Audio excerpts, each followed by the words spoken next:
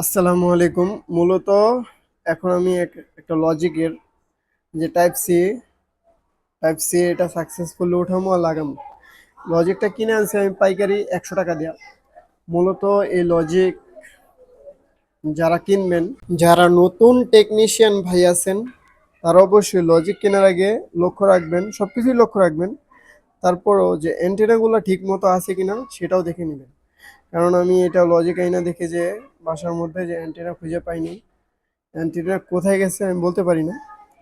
চলেন আমরা এটার কাজ শুরু করি। এটা আমি সাকসেসফুলি উঠাই।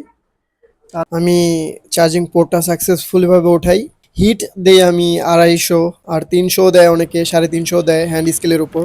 আর এটার যে এয়ার দিছি মাত্র 2। আর যারা আর কি ডিজিটালটা ইউজ করেন তারা এয়ার 10-15 দিলে এনাফ, কারণ এয়ার যত বেশি দিবেন আর ততই আর কি পা গুলো ওঠানোর সম্ভাবনা থাকবে। আর এই যে আমি সুন্দরভাবে আর কি প্রথমে আর কি ফ্লাগ পেজ দেওয়া উত্তপ্ত করে যখন দেখি যে গরম পানির মতো বলকায় আসছে লিডগুলো, তখন আমি পোর্টটা লাগাই সাকসেসফুলি ভাবে।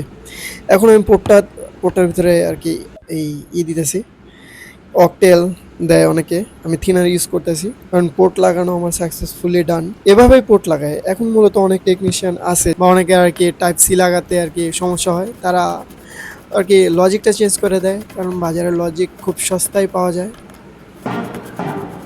আমি খুব সুন্দরভাবে এটা লাগাইছি, এটার পা গুলো আর কি সুন্দরভাবে লাগছে। আপনারা যদি দেখার চেষ্টা করেন তাহলে দেখতে পারবেন। এর ভিতরে অনেকে প্রশ্ন করব, ভাই আপনি তো ডি শোল্ডার ওয়্যার দেয়া শোল্ডার গুলো পরিষ্কার করেন নাই, পুরানটার ভিতরে লাগাই দিছে। আসলে মার্কেটে এমনই করে, পুরানটার উপরেই লাগাই দেয়, কারণ এত টাইম নাই কাস্টমারকে বসায় রাখানোর।